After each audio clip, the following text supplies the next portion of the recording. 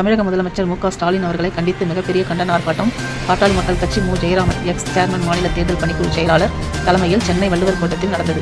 ஊடக செய்தியாளர் சந்திப்பின் பொழுது முதலமைச்சர் ஸ்டாலினிடம் அதானி சந்திப்பு பற்றி கேட்கும்பொழுது ஊடக செய்தியாளர்களை தவிர்த்துவிட்டு சென்றவர்கள் ராமதாஸ் என்று பெயரை சொன்னதும் அவருக்கு வேறு வேலை இல்லை என்று கூறினார்.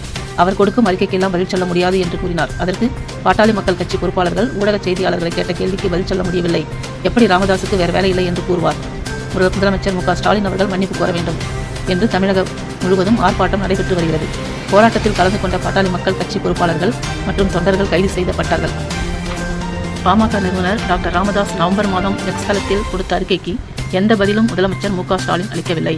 கூட்டுறவுத்துறை, நியாய விலைக்கடை சிக்கல், அதானி ஊழல், கள்ளக்குறிச்சி விவகாரம், LIC நிதி திணிப்பு, ஓய்வூதிய இயக்குநரான பிரச்சினை, பழைய ஓய்வூதிய திட்டம், ஊடகங்களுக்கு வேண்டுகோள், சட்டக்கல்லூரி உதவி பேராசிரியர் விவகாரம், பயிர்களின் டிஜிட்டல் சர்வே, கணினி அறிவியல் ஆசிரியர் விவகாரம், சட்ட ஒழுங்கு பிரச்சினை, இடைநிலை ஆசிரியர் நியமனம், மீனவர் கைது, மோட்டார் வாகன ஆய்வாளர் நியமனம், தொல்காப்பியர் விருது வேண்டுகோள், முதுநிலை பட்டதாரி ஆசிரியர் நியமனம், உள்ளாட்சி நிர்வாக பணிகள்.